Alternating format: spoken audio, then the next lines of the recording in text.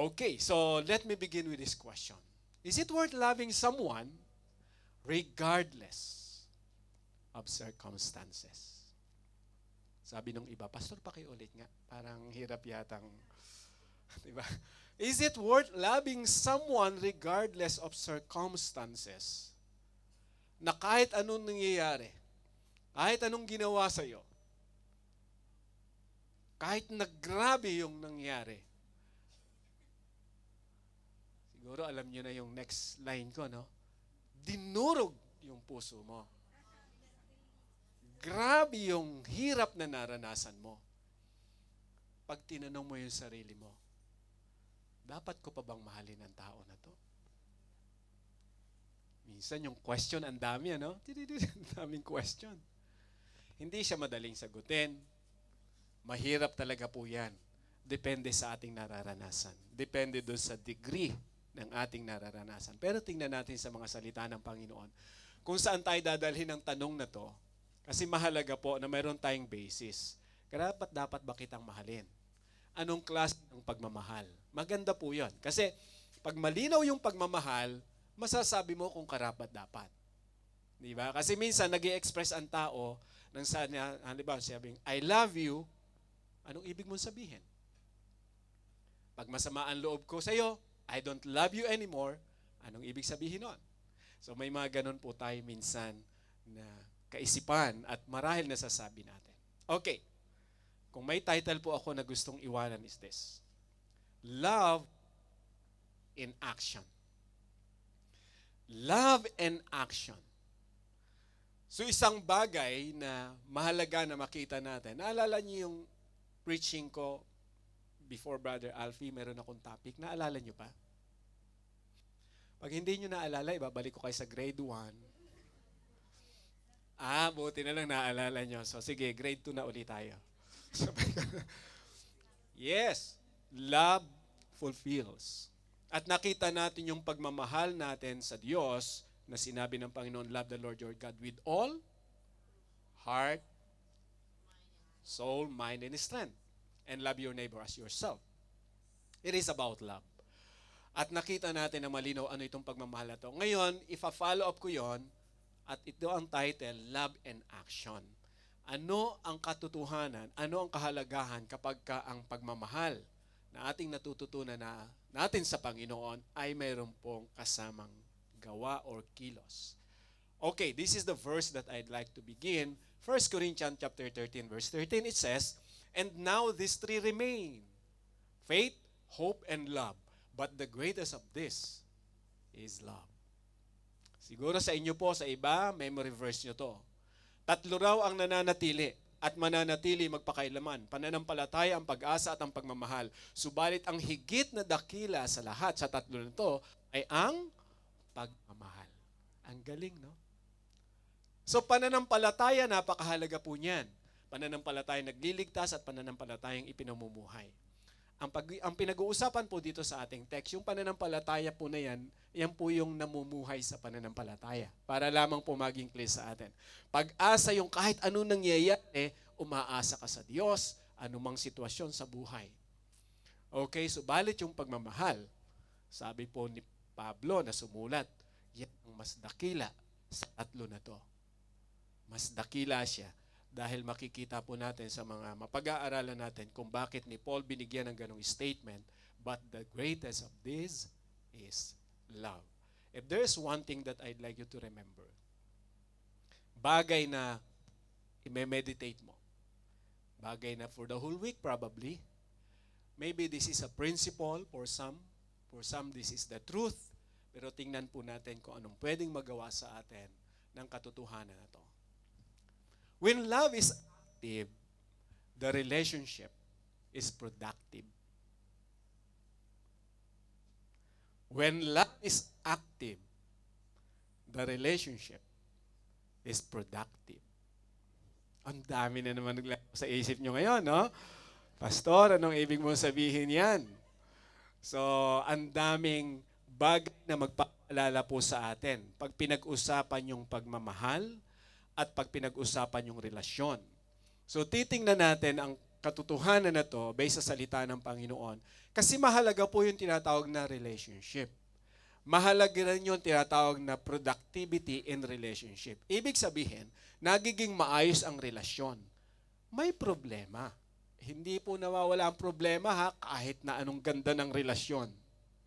Hindi nawawala ang problema. Pero ang problema, hindi dapat nagiging hadlang sa productivity ng relationship. Hindi ka dapat nagiging stagnant dahil sa problema na yon. Kasi hindi talaga mawawala yung problema. Pagising mo sa umaga, problematic ka na uli eh. Kahit na-solve mo yung problema ko kahapon, the following day, pansinin mo, may bago na naman problema. Tama? Pero paano nagiging productive ang relationship? I believe, dadalhin tayo ng katotohanan sa ating babasa ngayon at matututunan about the love. Love, which is active. Related sa ating title, Love in Action. Alam niyo yung active, di ba? So kapag ka-active ka sa isang, kayo na magdugtong, alam niyo nang ibig sabihin nun. Di ba? Ibig sabihin, nakikita sa iyo, nagmamanifest sa iyo, kung anong mayroon sa isip mo at sa puso mo, nagmamanifest po yan. Because you're active. If you are inactive, either nagtatago ka, dahil ayaw mong ma-involve. Tama? Ayaw mong ma-involve. Sa trabaho ko po, dahil medyo technical yung trabaho ko, pagka sinabi namin na active, live yon. Kung sa kuryente, live. May supply. O active yan. Or positive, halimbawa, huwag mong hawakan. Inactive, ibig sabihin, hindi kumikilos, walang ginagawa, walang pwede maging effect. Inactive. Kaya nakita ko, kung ang pagmamahal po ay active, live, yung pag hinawakan mo, nakukuryente ka. Grabe yung current, ano? Grabe naman yung pagmamahal nito. Hawakan ko pala. Parang gano'n, ano? Alam mo yung marinig mo lang na, alam mo, honey, I love you very much. Ay, grabe. Grabe yung current na dumaloy minsan sa, di ba, ganun katindi yung pagmamahal. Di ba, may mga ganun na, sabi nga nila, tumatagos daw yung word. Di ba? Ganun ka, sa Tagalog, ganun kalupit. Sabi nga, kapag yung pagmamahal ay na-express natin ng tama, okay, gamitin ko po yung tamang paraan ng pagmamahal, anumang relasyon, kahit po may problema, hindi mawawala ang problema sa relasyon, pero magiging productive pa rin. Hindi ka kailanman titigil at hindi mahadlangan ng problema yung pong pagmamahal na yon. Magiging productive pa rin. Okay, let's begin our text. Dito nagsimula si Paul. Basahin ko muna para makita natin yung, ano ba yung konteksto dito ni Paul. Bakit siya nagsimula sa verse 1? At ito yung kanyang statement. If I speak in the tongues of men or of angels, but do not have love, I am only a resounding gong or a clanging cymbals. Let me continue. Sabi pa niya ron, if I have the gift of prophecy and can fathom all mysteries and all knowledge, and if I have a faith, or if I have a faith that can move mountains, but do not have love, I am nothing. So mapapansin niyo, yung faith na binasa natin kanina sa verse 13, pinanggit niya dyan, is the same faith.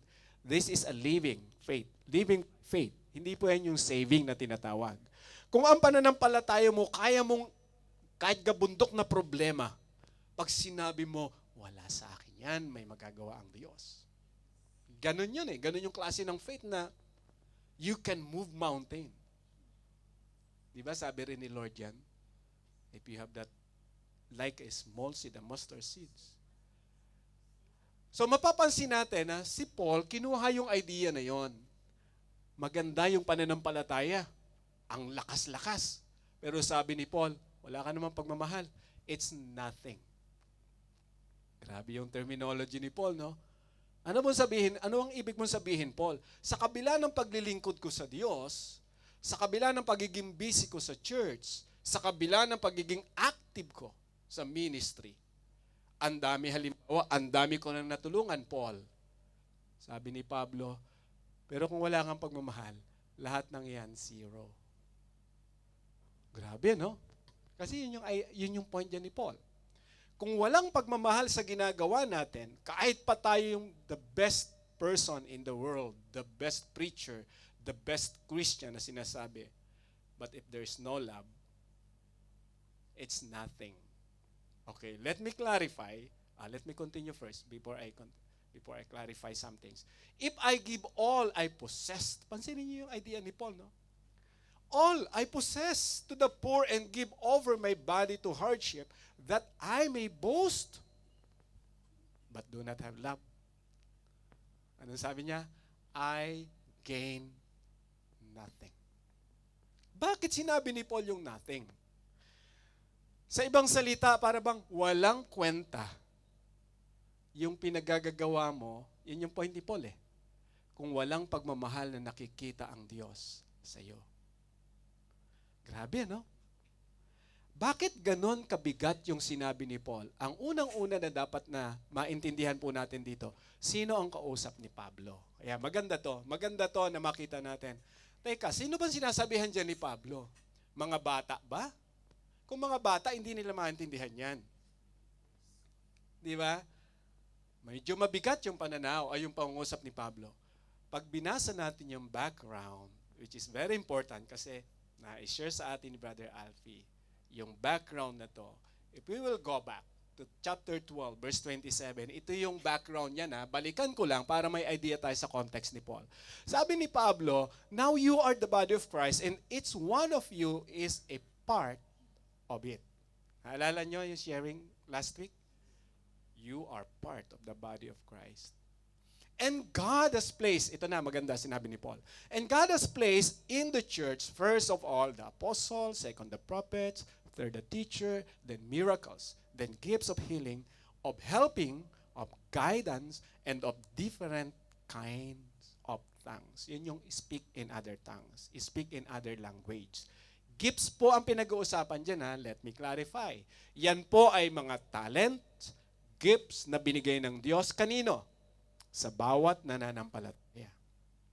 Ang unang-unang kausap dito ng Diyos ay ang nananampalataya sa Kanya.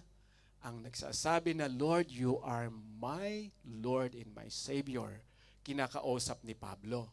Alam nyo ba na kayo ay katawan ni Kristo? Yun yung malinaw. At bawat katawan ay bahagi. Ngayon, bilang katawan, may kanya-kanya tayong tinanggap. Nagsimula siya sa pagiging apostle, sabi ni Paul, at doon, actually, basahin, pag binasa po natin chapter 12, ang daming mga gifts. Background lang po yung binabasa natin. And if we will continue, are all apostle? Sabi ni Pablo. Are all prophets? Are all teachers? Do all work miracles? Do all have gifts of healing? Do all speak in tongues? Do all interpret? Mga tanong ni Pablo na simple lang yung sagot, of course not. Hindi lahat ay propeta, hindi lahat gumagawa ng ginagawa ng bawat isa. Kasi ang illustration dito ay body. Hindi lahat ay kamay. Hindi lahat ay paa. Yun yung analogy, di ba? So pag tinignan daw natin ang katawan, perfect. May kamay, mata, may ilong, everything is there. Ngayon, binabalikan yun ni Paul para ipakita sa mga nananampalataya na huwag niyo kalilimutan, you are one. At ang idea po dyan ni Pablo is to unite the body of Christ. That's the context. Dapat magkaisa kayo bilang isang katawan ni Kristo. Kung sinasabi mo na ikaw ay kabilang sa katawan ni Kristo, dapat nakikita sa iyo yung pakikiisa sa katawan. Ang tanong, paano mangyayari yon? Kaya sinabi ni Pablo yung solusyon. Pag tinuloy natin verse 31, now eagerly desire the greater gifts, and yet I will show you the most excellent way. Ang galing ni Paul, no? Bago niya sabihin yung chapter 13, at bago niya i-define yung love na sinasabi niya rito na the greatest gift. Sabi ni Apostle Paul, marahil mayroon na kayo ng mga gift, pero dapat mas nasa inyo na magkaroon kayo nitong klase ng gift na to. At sasabihin ko sabi ni Pablo, I will show you the most excellent way. Ang point ni Pablo, ipapaunawa ko sa inyo papaano magmamanifest itong gift na to sa inyo. Nasundan po natin? Parang kung mayroon kang gift of teaching, for example, kung mayroon kang gift of singing, kung mayroon kang gift anything, dancing or whatever, encouragement, helps, whatever gift, anong katangian mayroon ka? Although dito ang dinitel ni Paul is more on, based on their situation during the time, the apostle, teachers, prophets, speak in other tongues, more on talagang practice po sa church nila before. But alam natin, in general, ang gift ng Panginoon is varieties. Ang dami po. So, imagine nyo kung mayroon tayong kakayanan. Whatever gift that you receive from the Lord, kakayanan. Sabi ni Pablo, dapat malaman natin, paano yan i-apply in an excellent way. So, hindi pala enough yung sharean ko kayo ng gospel. Kaya kong mag-share, di ba? Kaya kong sabihin, alam mo, sinabi ng Diyos ganito, magbago ka na. Napaka-ano mo talaga eh. So, is that the excellent way to apply the knowledge? Di ba? May kakayanan kang tumulong, halimbawa, dahil kaya mo naman tumulong. You have enough. Ikaw talagang tamad-tamad mo. Ayan, taon-taon na lang akong tumutulong sa iyo. Hindi mo ba nakikita ang ginagawa ko sa iyo? Ginagagina ako. So, is that the excellent way na gusto ni Paul na ipaunawa? May kakayanan kang gawin. Ang point ni Paul ito, okay sana yun eh. Maganda sana. Kaya lang pag na-miss mo, parang point ni Paul, pag na-miss mo tong way na to, kaya sa verse 1 to 3 kanina, sabi ni Paul, it's nothing. It's useless. Useless to what? Before the Lord. Probably sa ibang tao, it's something. Ay, salamat, natulungan mo ako. Kahit pag tumalikod, kaunti-kaunti lang naman itutulong niya.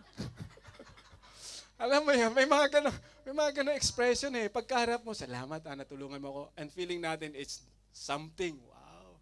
Kundi sa akin, wala ka talaga eh. Parang ganun yung dating, no? Para sa atin, it's something na nagawa natin yung bagay na yun. Pero sabi ni Lord, kung wala kang love, it's nothing. Not credited. Still zero. Ang bigat, no? Okay. Ang point ni Paul, dapat tama yung ginagawa natin. Dapat may pagmamahal. Paano mangyayari yon? Okay. So, let's continue. I want you to imagine this illustration. Simple illustration, pero somehow makakatulong po ito, mga kapatid. Makakatulong. Let's imagine this. You have the input and output. In the middle, you have love. Okay? Mayroong input. Ibig sabihin, mayroong kang tinatanggap. There is something in you. At mayroong ka rin namang ibinigay or ginagawa. But in between, mayroon pong L-O-V-E. In between. Now, ano ang meaning po niyan? I hope nababasa nyo. Sa input side, ito yung analysis and decision making. Sa middle, the word love is the filter. The process of filtration. Ang malinaw dito na illustration, di ba, lalo na sa Hong Kong, yung mga drinking water dito, yung iba may mga filter. Siguro yung iba sa bahay nyo, nagpapa-install ng filter. Ano ang purpose ng filter? To clean. To purify. Para pag inom mo, alam mo, hindi ka magkakasakit. Kaya sa Pilipinas, napakahirap ng situation. Doon sa mga lugar na wala talagang tubig, pag inom nila, nagkakasakit. Amoebiasis, tama ba yon? Buti na lang yung iba, siguro sa tulong na rin ng Panginoon. Sa tagal ng panahon, pag inom nila kahit anong virus, patay yung virus. Grabe, no? Na-immune na yung ano. Pero pag may dayuhan sa kanila at uminom, nagkakasakit. Talagang Minsan ang hirap, ano yung grace at yung pagkilos ng Diyos. Ano, alam ng Panginoon paano niya iingatan. Pero, dalhin natin sa illustration na to. Huwag niyo naman sabihin, naya naman si Lord, bahala na siya mag-filter. No, no, no, no. Huwag po nating hayaan na ma-miss natin yung center part na yan, yung love. So, ang illustration ko dyan, kaya ko nilagyan ng arrow back and forth, yung input to love. Kasi po tayo, pag tumanggap tayo, anything we heard, we see, we receive, that's the input side, we analyze. Pag nakarinig ka ng words, dapat i-analyze mo and you make decision. So dahil sa mapag-aaralan natin, from this illustration, ang mapag-aaralan natin about love, pagka ina-analyze natin at gagawa ka ng decision, ang tanong, ito ba gagawin ko with love or without? So you analyze first. Titingnan mo muna kung ano yung pagmamahal na sinasabi ng Diyos, then babalikan mo yung sarili mo. Mayroon ba ako nito? Analyze it. Huwag ka munang gagawa ng isang bagay. Tumanggap ka, nainis ka, bang, gawa ka agad ng desisyon. Without considering, without filtering, problemang malaki yan. Dahil doon sa output na tinatawag po natin is the result of our decision. Anything happen, mahirap nang bawiin. Nasabi mo na, the best thing that we can do is, sorry ha, nagkamali ako. Pero yung, ay, balik, hindi ko sinabi yun. Hindi, nasabi mo na eh. Hindi mo na mababawi yon. Pwede ka lang humingi ng paumanhin or sorry at magkaintindihan. Pero worst comes to worst kung hindi ka niya maintindihan. Kahit pa capital S o double R. Gawin mong triple R para medyo powerful. Sorry. Wala talaga kahit anong gawin mo. Kung mabigat yung nangyari, ang hirap ibalik nun. Pero kung may filtration tayo, kung may pagmamahal, maganda eh. O pag walang pagmamahal, pansinin nyo, palitan nyo lang ng other yung love. What will happen? Di ba, tumanggap ka ng input, nakarinig ka kung ano nung narinig mo, ang bihira, oh. Naglaro siya. Gumamit ka ng ibang filter, akala niya kung ano, itong bagay sa'yo, bang! So may decision agad. So bumalik ngayon yung decision sa'yo. Nag-basketball kayo, nag-volleyball kayo, Allah! So matira na lang matibay. Kung sino matibay, siyang, di ba? The last man is standing. Ganon na. Ganon na lang eh. So para ang mangyayari ngayon, sa totoo lang, parehas kayong talunan. Parehas na talunan. Di ba? Ganon. So I hope mag-get nyo itong illustration na to. I hope habang binabasa natin yung mga susunod na verse, alalahanin nyo po yung illustration na yan. Okay, puntahan natin. Si Paul nagpatuloy. Ito na. Medyo sa iba, alam nyo na to. Pero tingnan natin kung paano si Lord mangungusap dito. Ang sabi ni Pablo, ito yung excellent way.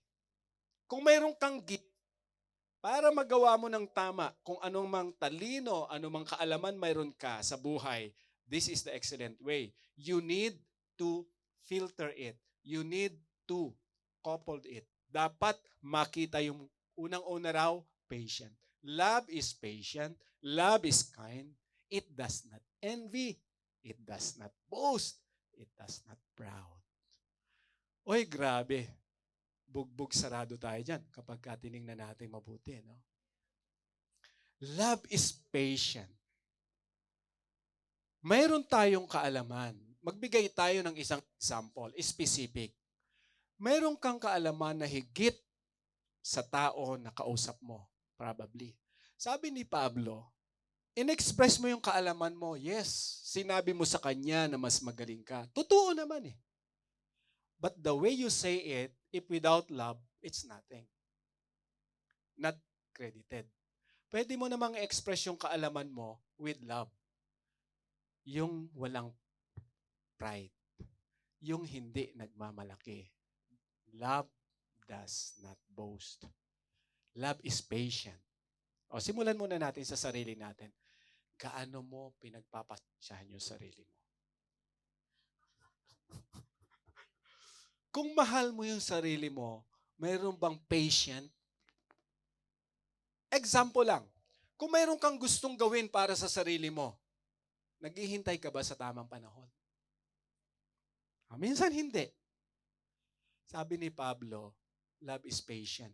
Pag may ina-analyze ka isang bagay, gagawin ko ba to para sa sarili ko? Analyze it. Go to love. Filter it. Patient, patient. Sabi ng Panginoon, this is not the right timing, anak. Thank you, Lord. Naghihintay ka. That is patient. Ay hindi ka nakapaghintay halimbawa. Ito na. Answered prayer. Yes. Napa-yes ka agad. Anong nangyari? Na hindi na-analyze ng maayos probably. Hindi tayo naghintay. Maaaring nagising ka na lang one day. Ano bang desisyon itong nagawa ko? Bakit ako narito? Kaya minsan ang kanta na lang natin, kung maiba, balik ko lang. Ano ba? Ano bang nangyari?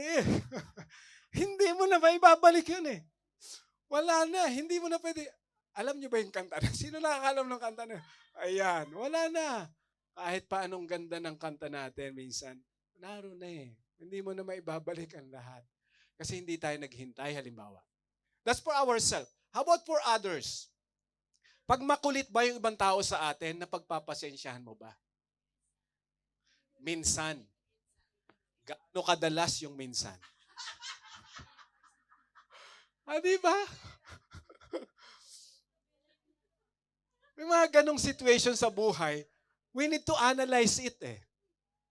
Di ba, gaano tayo nagpapasensya?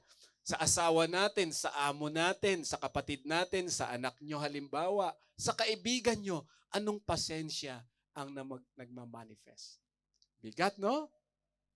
Pero sabi ng Lord, pag mayroon kang patience, you have love. Yung naghihintay ka ng tamang panahon. You analyze muna. At dapat alam mo yung outcome. Kasi huwag kang gagawa ng desisyon na, ay bakit ganon? Ano nangyari?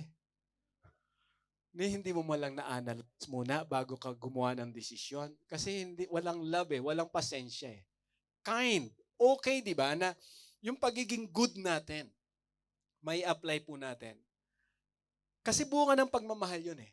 Kahit sa mga tao na talaga nangangailangan, we believe tayo po, lalo na bilang Pilipino, we're so kind. Alam nyo minsan, di ba? Yung kasabihan natin na kakainin ko na lang, binigay ko pa eh. Ay, grabe yun. Di ba, ganon katindi yung kindness ng isang tao kapag mas nakikita mo yung pangailangan ng iba kaysa sa'yo. Uy, grabe yun. That's the sign of love. Pero wag namang extreme. 5 taon na sa Hong Kong, di mo malang natitreat yung sarili mo. Ano ba? Dahil lahat na lang yata itinulong, pinadala. Di ba kapag kinausap mo, bes, pasyal naman tayo sa ganun, kain naman tayo. Bes, wala akong budget eh. Ha? Anong nangyayari sa pera mo? Lahat padala kasi ang dami nangangailangan. Wala pong mali na tumulong magpadala. But are you kind enough for yourself? Baka at the end of your contract, magsisisi ka pag uwi sa Pilipinas. Ba't kasi ganito? Dapat ganun eh. Wala. Hindi ka na uli makakapag-apply ng visa. Matanda na eh.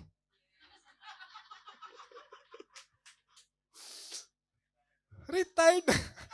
Paano ka pa babalik? Nasaan na yung kindness mo sa sarili mo na sana ginawa ko ito nung malakas pa ako eh.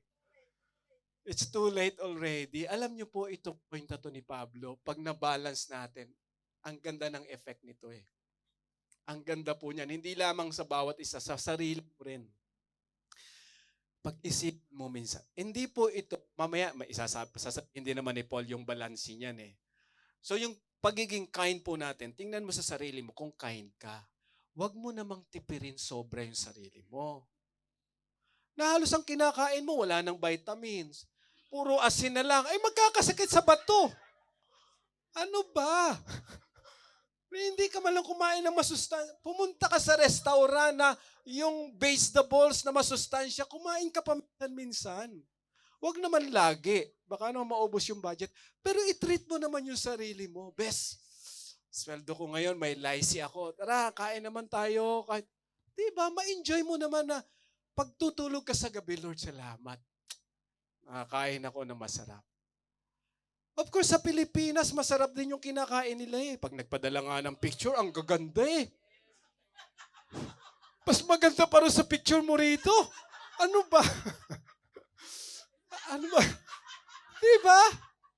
Ano ba klaseng kindness mayroon tayo mga kapatid? Dapat balanse eh. Dapat balanse. Dahil ang pagmamahal ng Diyos, hindi lang po tayong ginagamit para sa ibang tao. Pati tayo na appreciate natin yung pagmamahal. Hindi paitulutan ng Diyos na at the end of the day, sinisisi mo yung sarili mo dahil mali yung decision mo. Mali in a sense na hindi mo na balanse. Okay po ba tayo? Sige. Okay, sige, tuloy ko. Ito, it does not envy. Medyo mabigat-bigat din to. Sa ibang version, jealousy ang sinasabi niyan. Alam mo yung pag nakakita ka ng kaibigan mo, kapatid mo, ang ganda ng damit. Ano ba yan? Sana all. Ano ba? Bakit sana all? Ano? Meron bang envy doon? Or yun ay just an expression? Dapat ibabalansin natin. Baka naman yung expression mo, naiinggit ka na. Ano ba yan? Bakit sila ganon? Ako ganito. So ang pagmamahal daw, hindi ka maiinggit kung anong mayroon yung kaibigan mo, kapatid mo, Panginoon, at awa mo, or whoever. Dapat pag mayroon siya, nakita mo, praise God, pinagpapala siya ng Panginoon. Huwag mo na susundan, bakit ako, Lord? Huwag nang ganon kasi baka sa iba mapunta yung, di ba, baka inggit na yung nangyayari. So ang pagmamahal daw, hindi mo dapat kainggitan yung pagpapala ng Diyos sa iba. Di ba, matuwa ka kung mayroong blessing ang Panginoon sa ibang tao. Nakita mo yung kapatid mo, halimbawa, every Sunday, ang saya-saya niya. Pagdating sa church, yung ngiti. Tapos ikaw pagpasok mo, sa saya nila, akala mo kung mga ano to, ba't ako hindi? Ano ba ang nangyayari? Anong nangyayari? Di ba mga kapatid, may mga ganong bagay, kinakailangan, ma-check natin yon. Kung hindi naman envy, okay lang. Marahil talaga may pinagdadaanan ka lang. Ayos lang yan. Pag-pray lang natin. Di ba? Pag napansin ka, bes, parang malungkot. O ayan, lilipas din to. Medyo naka-receive lang ako ng text na para bang kinakailangan ko pang ipag-fasting. Matindi yung na-receive na text, no? Kaya ganito lang ako, pero wag niyo akong alalahanin. Ayos lang ako. At least clear sa'yo na hindi envy yun. It does not boast. Alam niyo yung boast and proud, nung ito nag-aaralan ko, yung boasting, ito yung lumalabas sa bibig natin. Kalimitan, yung expression ng boasting, ito yung lumalabas. Kala mo naman kung sino magaling, mas magaling ako dyan ha. Yan yung boasting na tinatawag. Yung pride naman, ito yung innate being natin na hindi mo man sabihin, pero ang taas ng ego na kahit pabulong, alam mo. Pero yung bubong na yon, kumalat. Ating-atin lang to ha. Kasi meron siyang pinagmamalaki. Ayaw din ng Panginoon itong ganitong attitude. Wala raw pagmamahal doon. Kahit na ano pong klase ng galing natin, kahit na anong nagagawa mo, kung ang ego mo, ang pinakang filter na ginagamit mo at hindi yung pagmamahal, sa harapan ng Diyos, sayang. Alam niyo ba kung bakit sinasabi ito ni Pablo? Kasi bawat ginagawa po natin sa harapan ng Diyos, may reward sa Kanya. Can you imagine, inubos mo lahat ng oras mo. Nag-aral ka for 4 years, 6 years sa college. nakapagtrabaho ng maganda, kumikita ng maganda, pero ang nakikita ni Lord, pride. Baka masayang lahat. Pagharap mo sa Panginoon, oh Lord dami kong natapos. Dami kong tinulungan, Panginoon. Alam mo yan, Lord, yung mga tao na yan, kung hindi dahil sa akin, hindi makapag-aral. Alam mo yan, Lord, di ba? Recorded, oh. May resibo. Pagbukas ni Lord ng book, blanco anak eh. Walang pumasok sa account mo eh. Si Lord naman ba zero? Reviewin nga natin. Yung filter mo anak na ginamit, walang pagmamahal. Ito yabang-yabang mo nung nabubuhay ka, kala mo sa'yo lahat ng gagaling, no? Hindi mo alam, ako ang nagbe-bless sa'yo, di ba? Hindi mo man lang ibinalik sa akin yung glory. Na pag tumulong ka, kayo tigdaan niyo itong pagmamahal na to. Grabe, ganun pa. Sana naman wag ganun. Katindi yun, ano? Huwag niyong kalilimutan. Dahil darating ang panahon, maaalala niyo ito. Wag namang ganon. Wag namang ganon. So, ibalik natin sa Panginoon yung papuri. Kasi when we have love, pag tumulong ka, alam mo ate, alam mo kuya, alam mo love, dahil sa biyaya ng Panginoon. Kaya tayo mayroong ganito. O anak, dahil ito sa biyaya ng Diyos, yung pinapadalo ko sa iyo, buwan-buwan remittances, biyaya yan ng Diyos sa atin. Huwag mong kalilimutan. Lalaki ka, magtatapos ka, makakapag-aral ka dahil sa biyaya ng Diyos. Pag pinagpala ka ng Panginoon, pasalamatan mo ang Diyos. Can you imagine yung magiging impact ng output na yon sa buhay ng ibang tao? Nalalaki yung anak mo, may takot sa Diyos. At maaalala si Mami, ang nanay ko ang nagpaalala sa akin ito. Ang galing, no? Sana wag opposite yung mangyari. Dapat ang makita yung pagmamahal. Tumatagal na po tayo. So tuloy-tuloy ko. Pero sabi niyo naman, okay lang kayo. Kaya sige, tuloy-tuloy tayo. Sabi ron, love, it does not dishonor others. Medyo mabigat naman to. It is not self-seeking. It is not easily angered. It keeps no record of wrongs. Teka, Pablo, ano ba to? Mga pinagsasabi mo to. Para bang, Pablo, pero sabi ni Pablo, this is the excellent way. Kung mayroon kang bagay na taglag-taglay sa buhay mo, kaalaman, isap mo to. Kasi diyan mo maisasagawa ang tamang pamumuhay. It does not dishonor others. Anong ibig sabihin yan? Sa kwentuhan po, iwasan natin yung character assassination. Alam mo, best. Atin lang ito, best, ha? Wag na wag mo itong ipagsasabi. Alam mo yung tao na yan? Ganito mga pinaggagawa niyan. Talaga, best? Oo. Baka na-dishonor na natin yung person. Ito po ang balance application nun. Kung may pagsasabihan ka ng isang problema na hindi mo makaya, select the trusted person who will give you advice. That's the balance. Para hindi mo ma-dishonor. Pwede ka naman magsalita ng problema.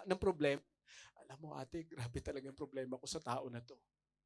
Okay lang yan. Yun talaga yung totoo eh. Yan ang pinagagawa niya sa atin, ate. Ganyan yan. Kung totoo yun, dapat mag-a-advise si kuya o si ate o si Brad.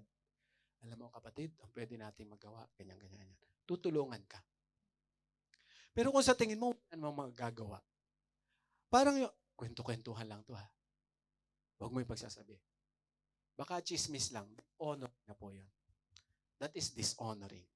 So, be aware. Hindi ko sinasabi na huwag tayo magkwentuhan ng mga masasaya. Okay lang yun. Minsan nagbibiroan pa nga kayo eh. Ay, alam mo siya, ganyan-ganyan, nakakatuwa. Yung kanyang style, ganyan. Okay lang po yan. Kasi maganda maging happy rin tayo. Pero kung magpo-fall ka sa dishonoring others, maging maingat po tayo. Hindi na pala yun pagmamahal. Yung sisiraan mo ang ibang tao, sa ibang tao, that is dishonoring. Pastor, hindi ko naman siya sinisiraan. Nagkakwentuhan lang po.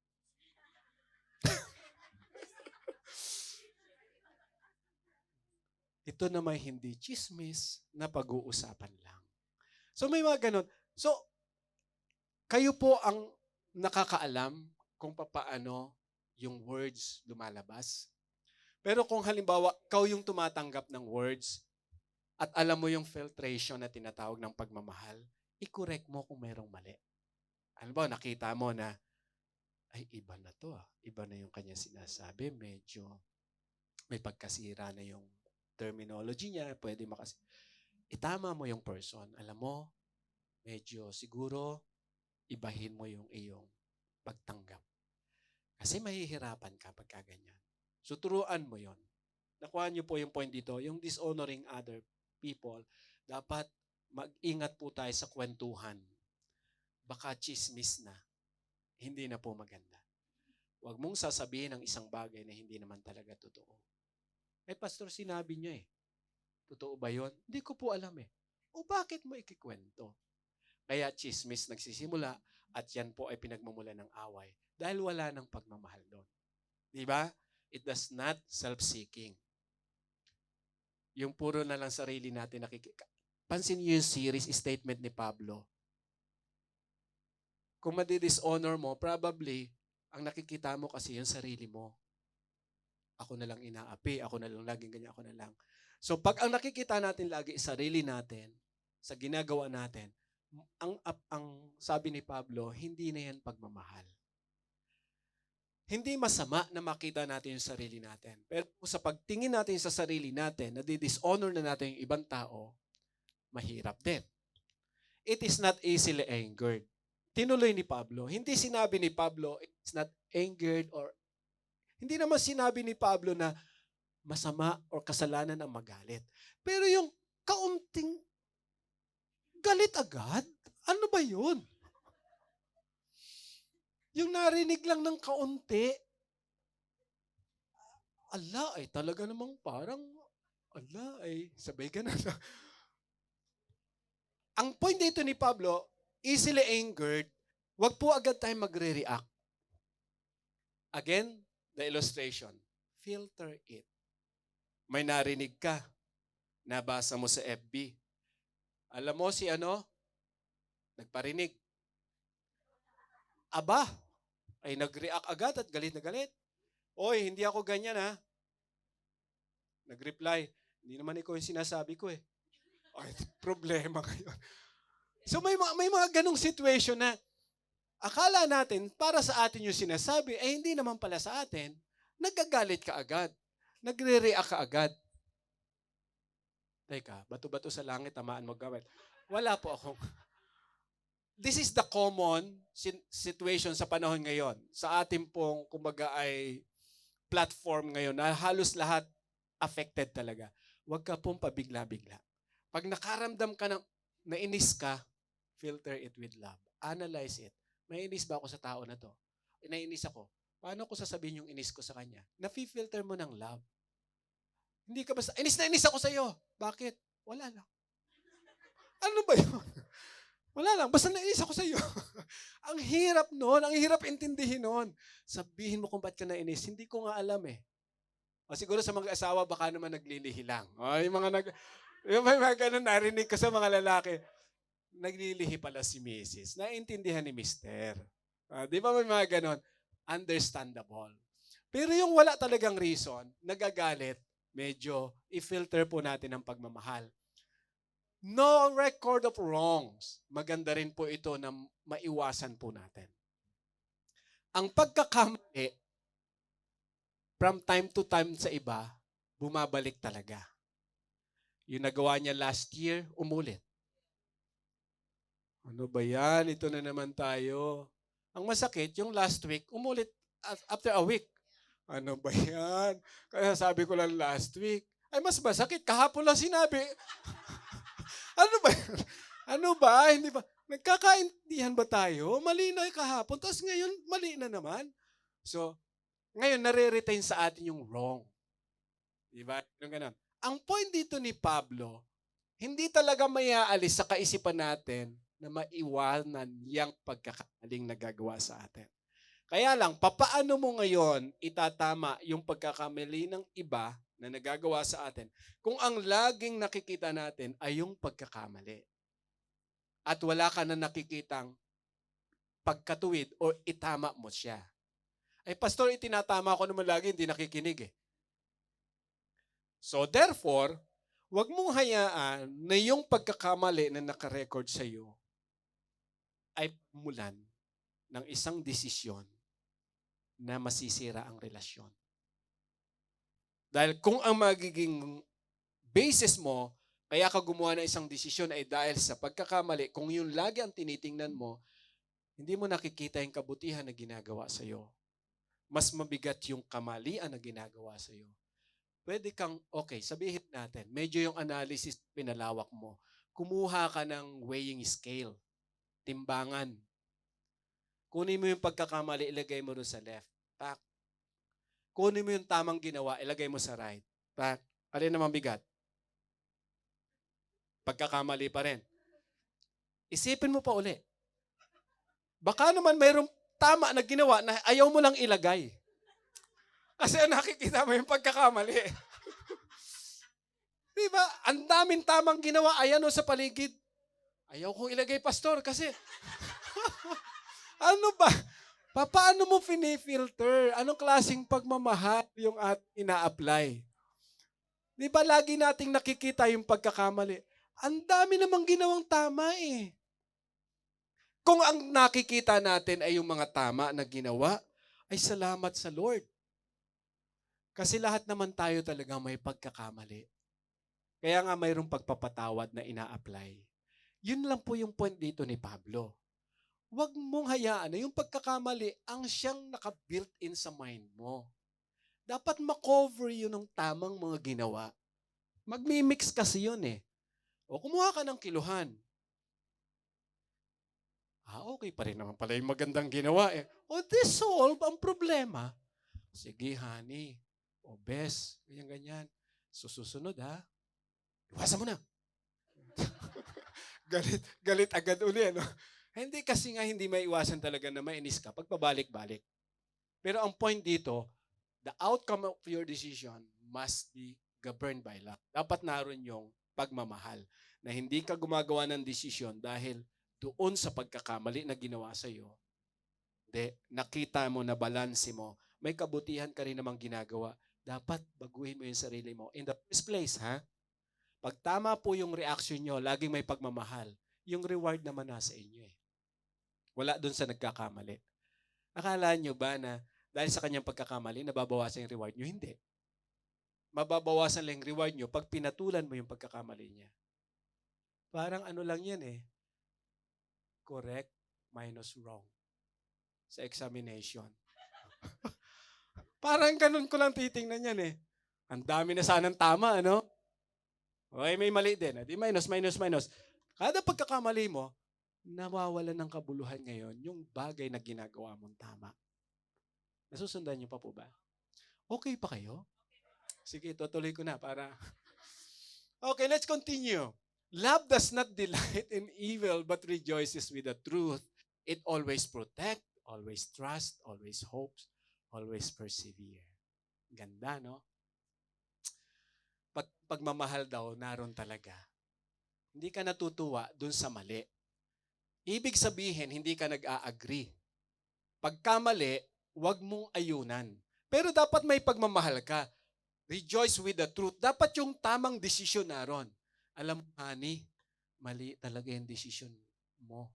Hindi dapat ganyan. Dapat ganito eh. Alam mo, ma'am, alam mo, ate, dapat ganito. Hindi ka natutuwa sa mali. Alam mo, mali yung ginawa mo eh. Dapat ganito. So itatama mo yun, iko-correct mo yun. Hindi nagkamali na yung anak. Good job! Next time, do it again. Mali eh. Pag mali, huwag kang matuwa. Huwag mong ayunan.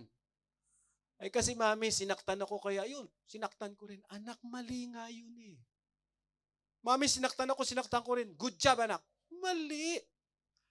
Huwag mong hayaan na paggantihin ng mali yung bata kasi lalaki yan.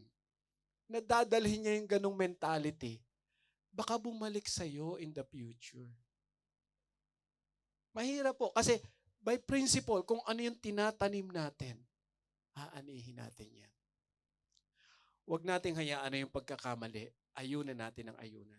Itama natin ang itama in a nice way. Always protect. Connection po yan, di ba? Sa mga sabi ko na kanina.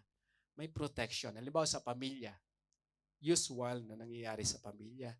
Protect your family.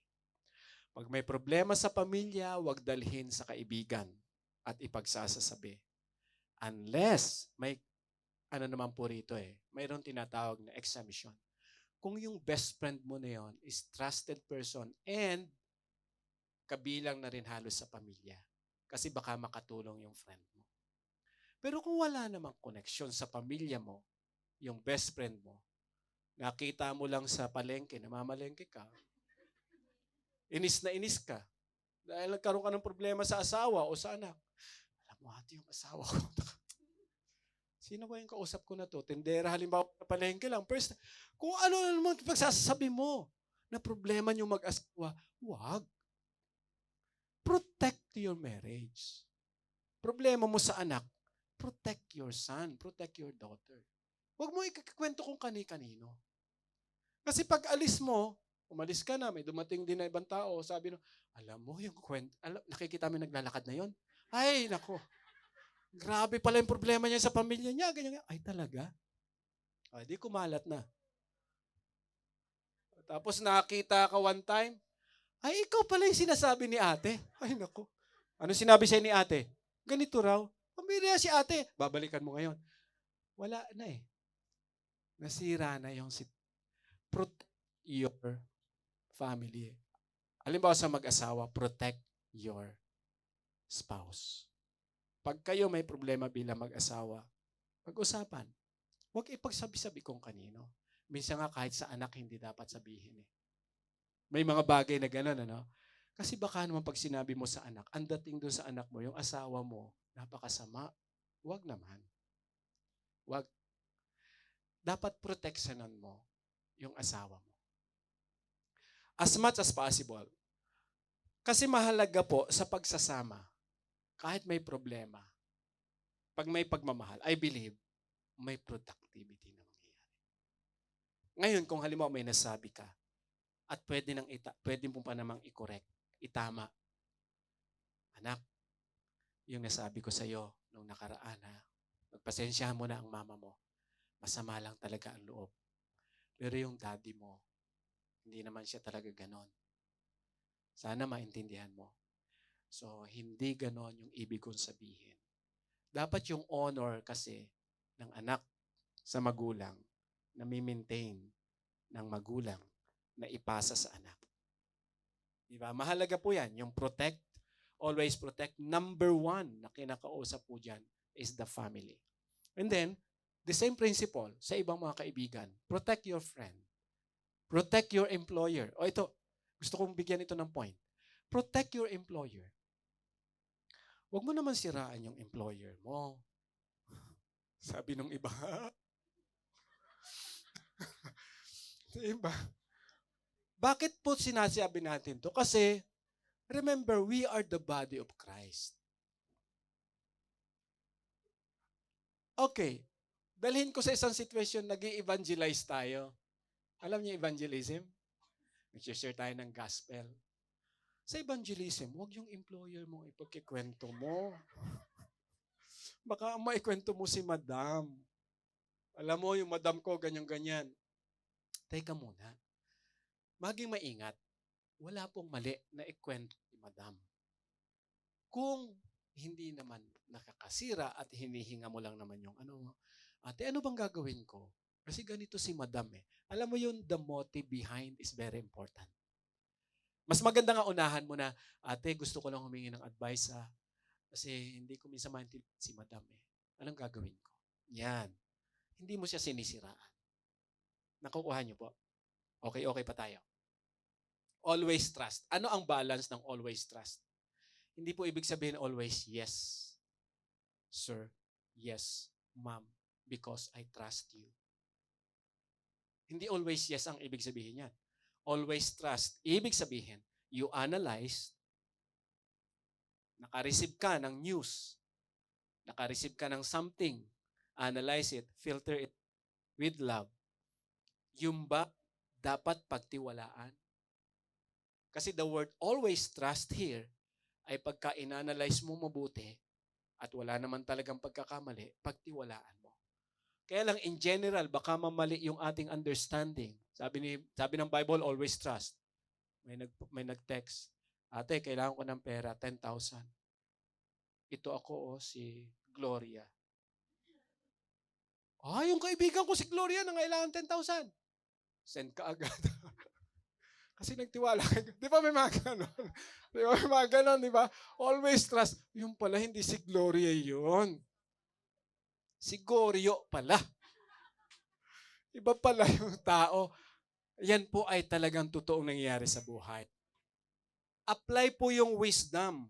Actually, part ng love kasi yun eh. Kung paano ka tutulong, paano ka magtitiwala, analyze it. Teka muna, dapat ko itong gawin. Dapat ba ako magtiwala sa person na to? Diba? But kung ang pag-uusapan sa relasyon, maganda po yung always trust yan, nakikita. Okay, may mga pagkakamali, ang bigat, pero huwag alisin yung trust. Kasi pag nawala na ang trust sa relasyon, problemang malaki po yan. Kaya ang pagmamahal, trust po ang pinapaunawa. Hopes, may problema ngayon mga kapatid, sa asawa, sa pamilya, always hope. Kasi bakit? Darating ang time, Diyos kilos. May problema ka sa asawa mo, ipag-pray mo lang. Always hope. Lord, I love my husband, for example. Lord, I love my wife. Always hope. Lord, may pag-asa pa ba? Yes, there is hope in the Lord. Walang imposible sa Panginoon, mga kapatid. Walang imposible. Kahit sa tingin mo, parang wala ng pag-asa, pastor talaga eh. Ginawa ko na lahat. Huwag ka mawala ng pag-asa. Kasi si Lord ang may pinakang kapangyarihan. Sabi ng Panginoon sa Proverbs, even yung isip ng hari para lang batis sa Panginoon. Kung saan niya gustong padaluyin, doon dadaloyin. How much more ang mahal natin sa buhay na pagka tayo nagtiwala sa Panginoon, ino-honor na ni Lord ang mahal mo sa buhay. Do you believe that? Ibig sabihin, kino-consider na yan ng Panginoon. Kasi bakit mahal mo yan sa buhay eh? Ibinigay yan sa iyo ng Panginoon. Asawa mo yan halimbawa. Pinag-isa na kayo ng Diyos. Pag ikaw nanampalataya sa Panginoon, kikilos na ang Diyos sa asawa mo. Paanong paraan? Dapat makita muna sa iyo kung sino si Kristo. At ipakita mo sa asawa mo kung sino si Kristo. From time to time, pag nakikita yon, oo nga, yung asawa ko napakabait na. Dati, hindi naman siya ganun. Ngayon, wow, yung allowance ko nadagdagan. Ay, hindi part ng love yun eh. Ibig sabihin, nakita na sa atin halimbawa, yung pagmamahal na tututunan natin sa Panginoon, paano natin kinokorek, paano tayo nag-uusap, always hope. Darating ang panahon, we believe na siya ay hihipuin ng Panginoon. Always persevere. Huwag kang tumigil. Huwag kang magsawa. Pastor, 20 years na ako sa Hong Kong. Parang ganun pa rin. Always persevere. Baka mayroong gusto si Lord na gusto pang ipakita sa iyo. Ano pa po? Love never fails. Hindi yan nawawala ng kabuluhan. Hindi yan mababaliwala pag ang pagmamahal na mula sa Panginoon ay ginawa po natin. But sabi nga niya, sabi ni Paul, but where there are prophecies, they will cease. Where there are tongues, they will be stilled. Where there is knowledge, it will pass away. But love never fails.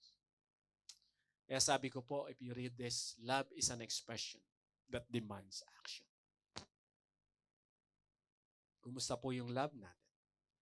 Meron pa bang action? Meron bang patience? Meron bang kindness? Meron bang self-control? Yun yung action dun eh. Balikan po natin. So dapat naroon, ano? Kaya nga po sabi ro sa text natin, and now these three remain, faith, hope, and love. But the greatest of this is love. You remember this?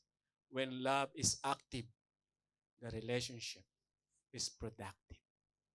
Kumusta yung relasyon po natin? Sa asawa, sa parents, sa mga anak, sa employer, sa kaibigan. Kayo na po ang siyang mag-iisip kung anong pagmamahal mayroon tayo.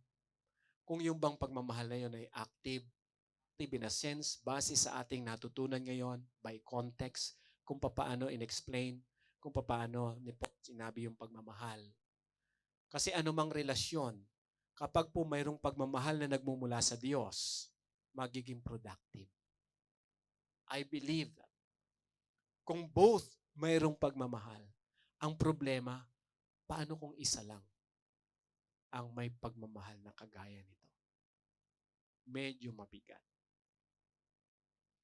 Kumbaga po, sa sasakyan, dalawa nga o apat yung gulong, halimbawa, o dalawa yung gulong, pero yung isa flat, paano ka tatakbo ng maayos? Pwede ka pa rin tumakbo.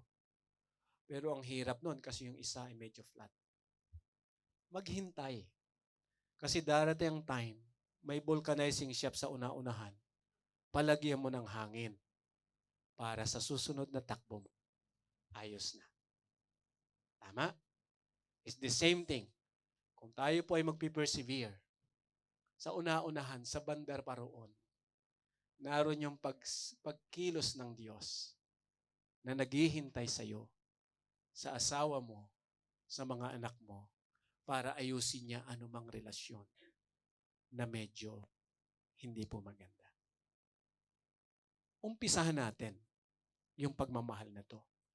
Huwag mong hanapin sa tao. Huwag. Ipakita mo. Mapapansin mo, magre-response yan kung ano yung nakikita sa iyo. Kasi pag hinanap mo sa kanya, bago mo gawin, hanapin mo muna, hindi. It will not happen. Ipakita mo muna, pakita mo lang. You will notice. Magre-response yan ng tama. Kaya yung tanong ko, is it worth loving someone regardless of circumstances? I think for me, it is yes. It is because of the Lord. And someone na kahit minsan talagang may struggle ka, pero it is worth. Why? Because the love that you express is the love that comes from God. Kung hindi man ma-appreciate ng tao, si Lord naman yung magbibigay sa'yo ng reward eh. Ganon talaga eh. May mga tao kahit tulungan mo, minahal mo na ng tama, wala pa rin pakiramdam.